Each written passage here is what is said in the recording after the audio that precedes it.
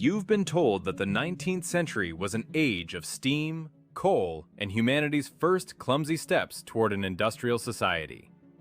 In this version of history, soot-covered workers with pickaxes and shovels create masterpieces that are incredibly difficult to replicate even today with our lasers and computer modeling. But the official story omits one detail that shatters the entire picture: the metal. Where did so much metal come from in an era when the primary mode of transport was a horse and cart? The crowning jewels of this technological absurdity were the Crystal Palace in London and the Eiffel Tower in Paris. Historians calmly assert that these behemoths were designed on paper by candlelight, then cast and assembled by hand by semi-literate workers in record time. But the moment you pick up a calculator and a metallurgy textbook, the official story begins to fall apart at the seams, revealing a terrifying void. Our investigation begins with the marvel of the Victorian era, the Crystal Palace in London, supposedly built in 1851. This gigantic structure of glass and cast iron was erected in just a few months. The exhibition hall covered over 90,000 square meters, with a length of 564 meters. And all of this, according to textbooks, was designed by a gardener, Joseph Paxton, a man who had only built greenhouses before. Suddenly, he creates a design requiring engineering calculations on par with modern materials science. But the most incredible part lies in the materials. Construction required 4,500 tons of cast iron and iron structures, not to mention 300,000 panes of hand-blown glass. 4,500 tons of metal. In the mid-19th century, metallurgy, as we are told, was just getting started. To produce such a quantity of pure, high-quality cast iron for load-bearing structures, tens of thousands of tons of ore had to be processed, and mountains of coal had to be burned. Where were these giant mines? Where were the foundries capable of producing materials of such quality at such a pace? Judging by the iron production statistics of the time, the entire industry of Britain would have had to work exclusively on this palace, halting the production of rails, machinery, and weapons. Now let's jump to France in 1889, to the symbol of Paris, the Eiffel Tower. It was built in 2 years, 2 months, and 5 days. The weight of the metal structure is 7,300 tons. 7,000 tons of special puddled iron. Puddling is a process where molten cast iron is manually stirred in a furnace with long rods to burn off excess carbon. It's hellish, backbreaking, and incredibly inefficient labor. With this method, it's impossible to achieve material uniformity. Each batch of metal would differ in composition and strength. But the tower stands, perfectly assembled from 18,000 parts. To produce 7,000 tons of such iron, entire armies of workers would have been needed, stirring molten metal with rods day and night. And again, an economic question arises. In the late 19th century, France was going through hard times after wars and crises, and suddenly, the state spends a colossal amount of funds and a strategic resource, high-quality iron, on what was essentially a useless exhibition arch. Where is the logic in this? This looks less like a demonstration of power, and more like the use of a pre-existing resource that came at no cost. We are faced with a fundamental contradiction. The official figures and dates do not align with the laws of physics and economics. It was impossible to produce such volumes of metal with the stated technologies. But even if we assume they somehow produced all this metal, the next step is where the story enters the realm of pure fantasy. It had to be delivered. Even if we were to concede that the metal for these grand projects was miraculously produced, it then had to be transported to construction sites located in the centers of Europe's largest capitals. And it's here that the official version of history collides with the laws of elementary logistics. In the mid-19th century, railways had extremely limited capacity and did not form a comprehensive network. The primary means of freight transport remained the horse-drawn cart. Now, picture this. Thousands upon thousands of carts, pulled by exhausted horses, hauling multi-ton cast-iron beams and intricate trusses over rutted, muddy roads in England and France. Each such cart is a slow-moving obstacle, creating traffic jams for miles. The delivery of 4,500 tons of materials for the Crystal Palace to Hyde Park should have triggered a transportation collapse that would have paralyzed London for months, if not a year. The same applies to Paris during the construction of the Eiffel Tower. The city center should have turned into an impassable labyrinth of building materials, carts, and animals. This would have been front-page news in every paper, the main topic of conversation among citizens, and city authorities would have left records of their attempts to solve this monstrous problem.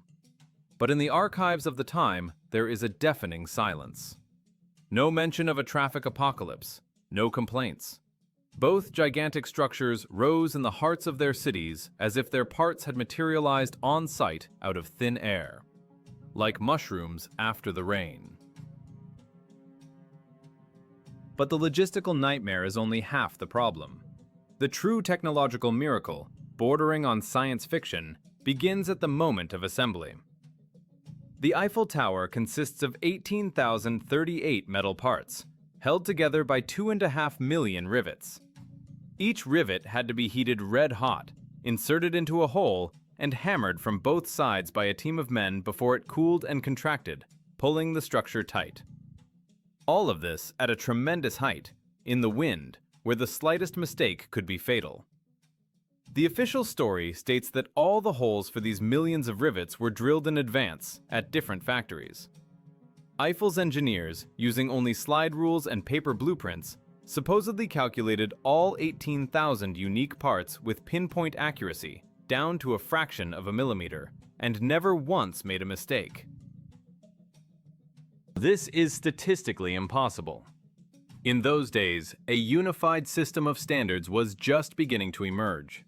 Each factory, each workshop, had its own templates, its own inches, and its own feet. To believe that thousands of workers in different parts of the country, using different tools, created millions of parts that fit together perfectly during assembly is to believe in a fairy tale. Even today, with computer modeling, laser guidance, and CNC machines, major construction projects constantly face problems with components not fitting. Under the alleged conditions, the assembly of the Eiffel Tower should have turned into an endless nightmare of filing, hammering, and constant on-site adjustments. But it is perfect.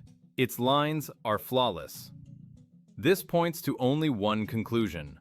All the parts were manufactured at a single, highly advanced production complex that operated under incredibly strict standards. A complex that simply does not exist in the official history of the 19th century.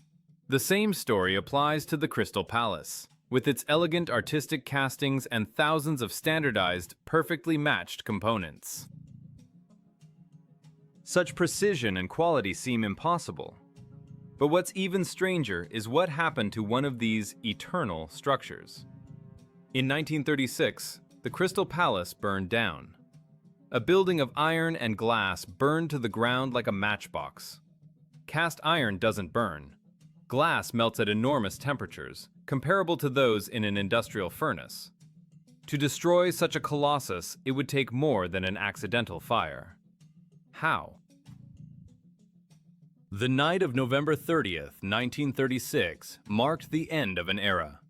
A massive glow over London could be seen for dozens of miles. The Crystal Palace was on fire, the pride of Victorian England, a structure that had captivated the imaginations of engineers and architects for nearly a century. According to the official version, it all started with a small fire in an office, which, due to strong winds, rapidly engulfed the entire gigantic building. The fire raged with such an unholy fury that thousands of tons of cast iron and iron didn't just melt, but literally flowed in molten rivers, while the glass vaults shattered with a deafening roar, showering the ground in a rain of molten mass. By morning, all that remained of the symbol of technological progress was a twisted, smoking skeleton. But there is one fundamental problem with this tragic story that troubles researchers who disagree with the standard version of events. This problem lies in the realm of basic physics. Cast iron, the primary building material of the palace, is not a flammable material. Its melting point is around 1200 degrees Celsius. To bring 4,500 tons of metal, distributed over a vast area, to such a state requires not just a fire, but a giant blast furnace. A conventional fire, caused by burning wooden floors or exhibition displays, cannot generate and sustain such a monstrous temperature throughout the entire volume of the building. It would have damaged sections, caused parts of the structure to collapse, but it could not have completely incinerated the entire metal behemoth. The same applies to the glass. For 90,000 square meters of glass not just to crack from the heat, but to melt into a liquid state, a temperature of over 1,400 degrees is required. Witnesses describe not just a fire, but a veritable firestorm, inexplicable in terms of the chemistry of combustion. A structure made of essentially non-combustible materials vanished as if it were built from dry straw. And this suggests that the official cause is merely a convenient cover story.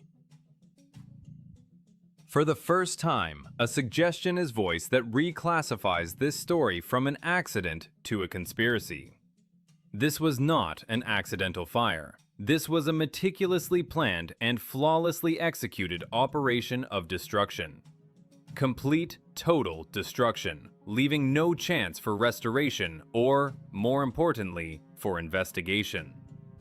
When the flames died down, there was nothing left to investigate, only a heap of melted metal and shattered glass where it was impossible to conduct a materials analysis, to study their composition or manufacturing technology. The main question arises: what evidence needed to be so urgently and radically erased from the face of the earth? What secrets did this delicate palace hide in its construction? Perhaps the answer lies in the material itself. What if a chemical analysis of the 1851 cast iron beams, conducted with 20th or 21st century technology, revealed a composition or casting method absolutely impossible for that era? What if alloying additives or a metal structure were discovered, indicating a far more advanced metallurgy? Fire is the perfect tool for concealing such secrets. It erases everything, turning evidence into shapeless slag. The Crystal Palace was not just a building. It was an artifact, physical proof of the existence of technologies that do not fit into the official timeline of progress. And its elimination was necessary to preserve the integrity of the version of history we are taught. But if the Crystal Palace had to be destroyed to hide something, perhaps other similar achievements of that time were not what they seemed either. This pattern, grandiose construction followed by complete disappearance, was repeated again and again. And the perfect stage for this spectacle was the so-called World's Fairs.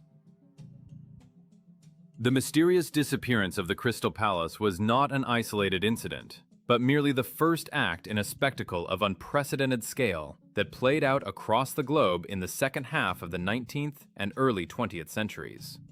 The stage for this drama was the World's Fairs in Paris, Chicago, St. Louis, Philadelphia. The script was always strikingly similar.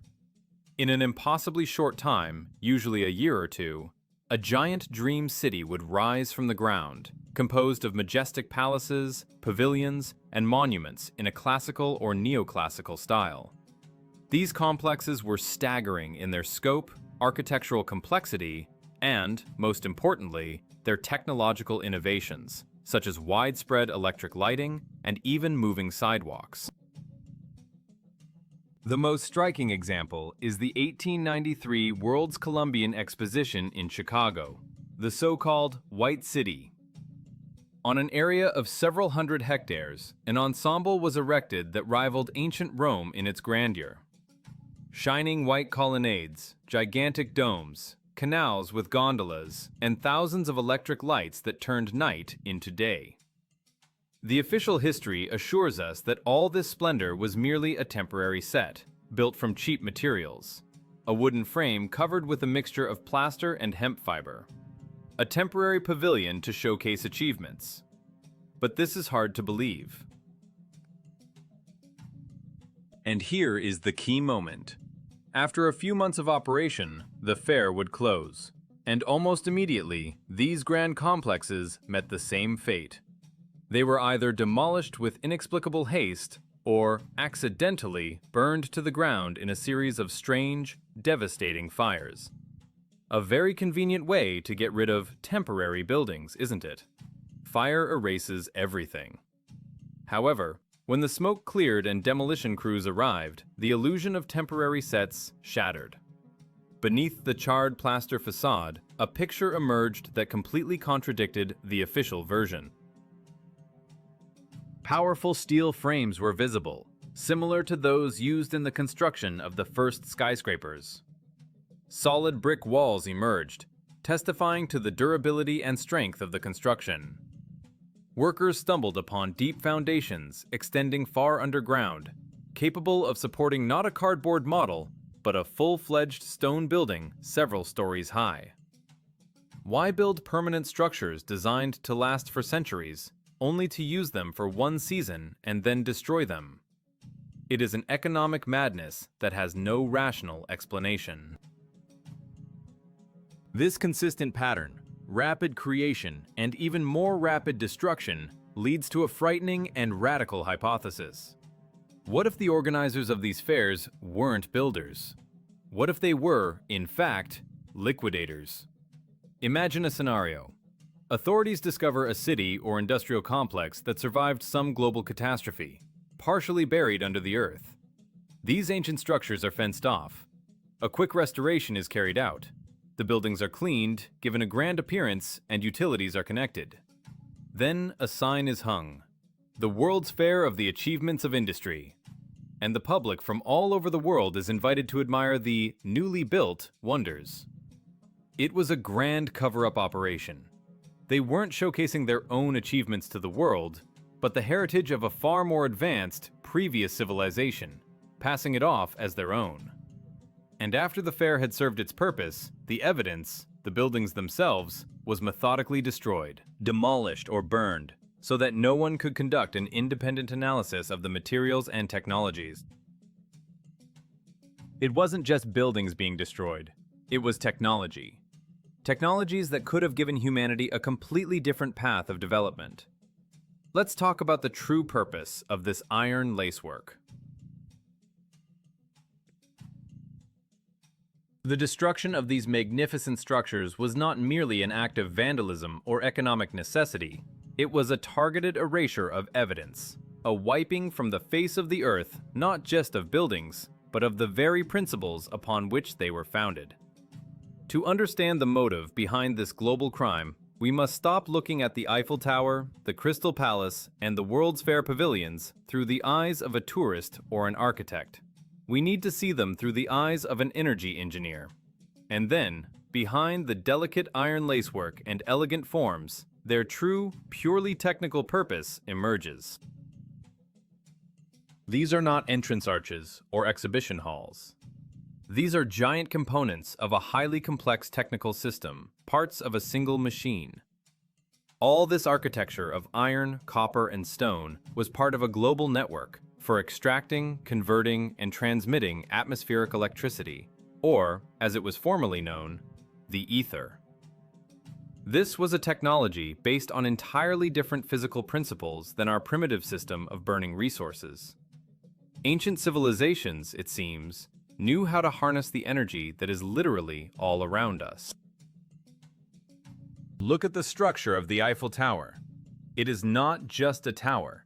It is a perfect antenna.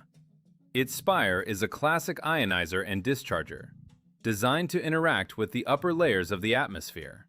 Its entire metal structure is a giant waveguide, a resonator tuned to a specific frequency.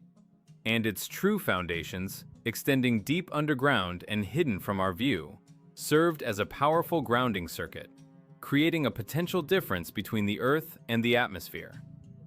The metal used in these structures also possessed special properties, perhaps high conductivity and a capacity for resonance, which we are only now beginning to rediscover.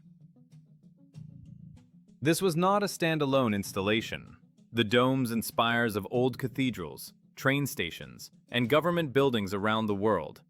These were all elements of a single energy grid. They collected energy from the atmosphere and likely transmitted it wirelessly for lighting, heating, and powering mechanisms unknown to us.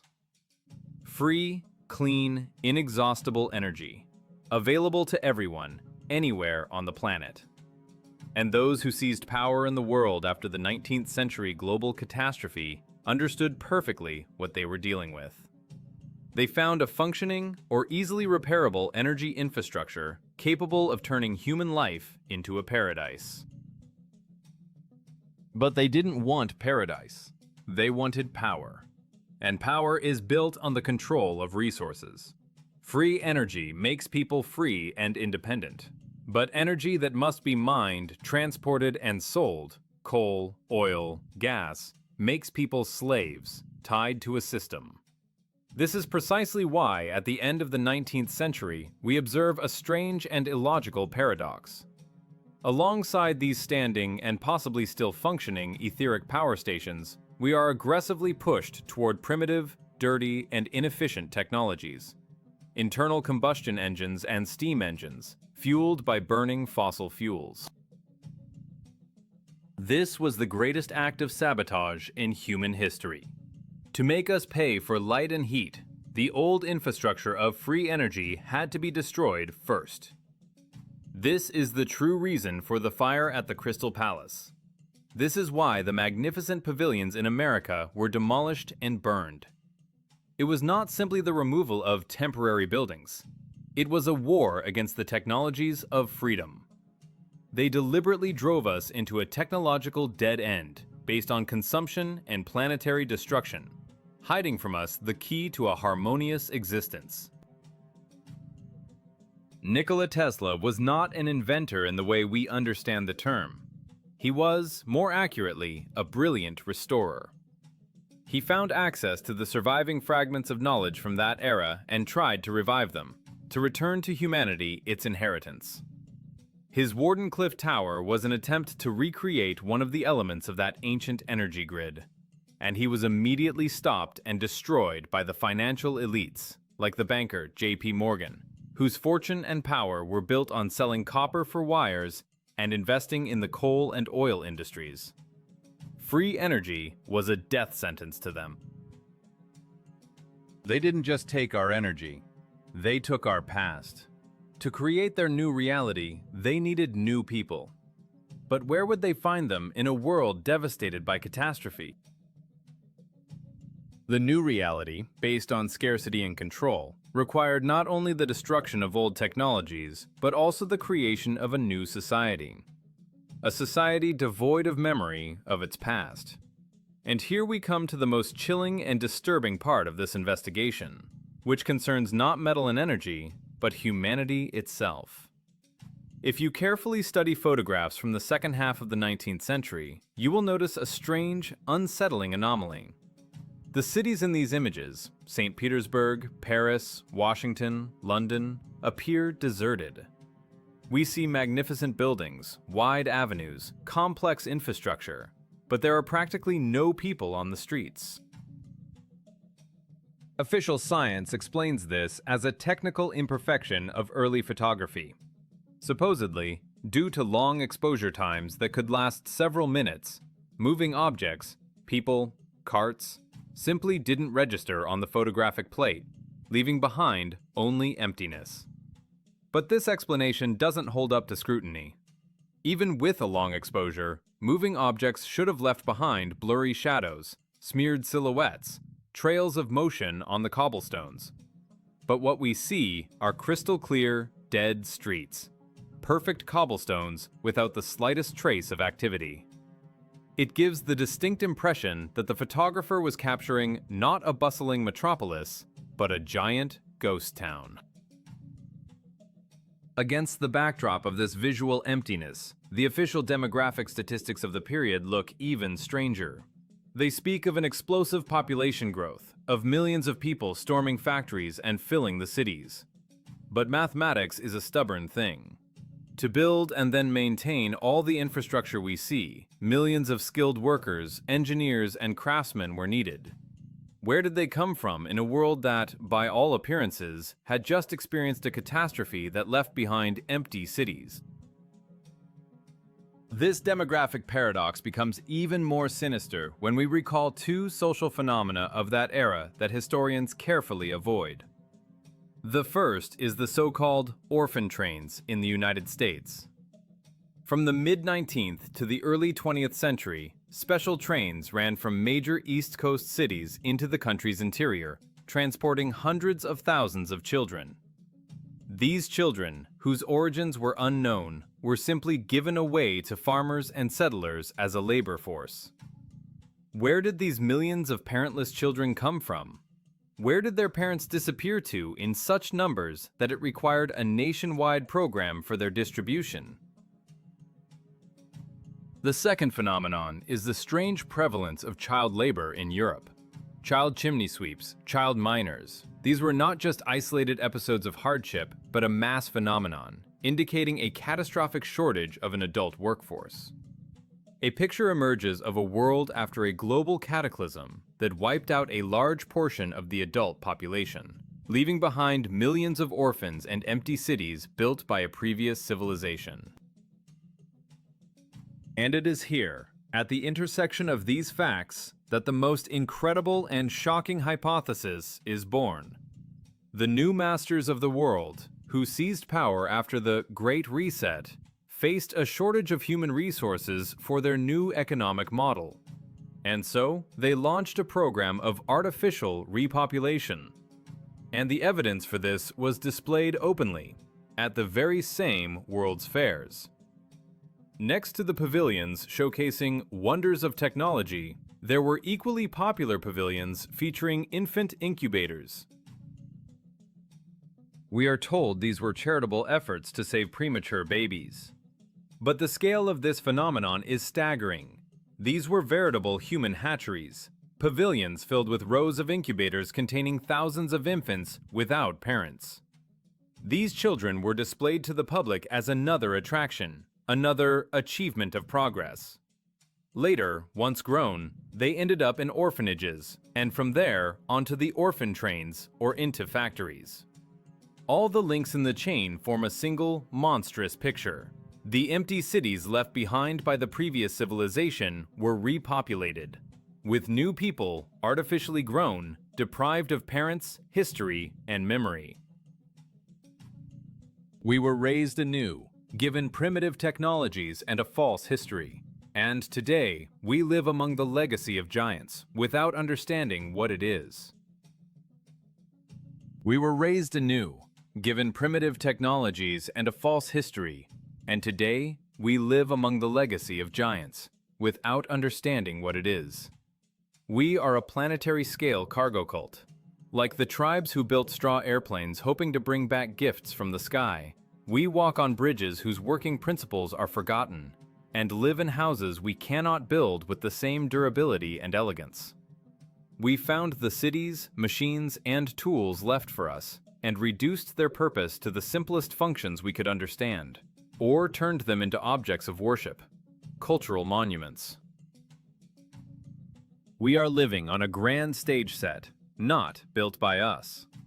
Our entire history of the last 200 years is an elaborate script, written to explain to us where this set came from. We were told a fairy tale about a heroic industrial revolution, about lone geniuses who invented steam engines and built iron palaces by candlelight. But in reality, it was not a story of invention, but a story of rediscovery and appropriation. A story of how our ancestors, survivors or newly created, dug up, cleaned off, and restarted the infrastructure of a previous civilization, but in a primitive, stripped-down form. Now, let's return to the Eiffel Tower, where our investigation began. Look at it again, but with new eyes. It is not the symbol of Paris, nor a triumph of 19th century engineering. It is a tombstone. A tombstone on the grave of a great civilization whose technology we couldn't even comprehend, let alone replicate. It is a monument to the greatest act of sabotage in history, when humanity was diverted from a path of harmony and free energy onto a path of slavish resource consumption. It is a deactivated generator of free life energy, which, in our ignorance, we use as an observation deck and a backdrop for tourist selfies. We worship these iron skeletons, never suspecting they are powerless machines. Every old train station with its intricate metal vaults, every riveted bridge across a river, every cast iron fence in an old park. This is not just architecture. These are fragments of a former greatness. They are silent witnesses to the great lie upon which our society is built. They stand among our concrete boxes as a reproach, a reminder that we are living on ruins, proudly calling it progress. We admire the form, having completely forgotten the function, and we call art what was once advanced technology. The fires of Moscow and Washington, the great fires in American cities, the world's fairs burning down one after another. These were not accidents, but stages in a war of erasure. The old world, with its harmony of metal and stone, with its etheric energy, was purposefully destroyed. And upon its rubble, our world was built. A world of soot, oil, debt, and lies, where we are forced to pay for what was once as free as the air we breathe. So, the next time you pass an old bridge or a grand train station, ask yourself, is this a monument to our progress, or a fragment of a greatness we have lost? And the most important question, if we ever remember how it all works, will they let us flip the switch again?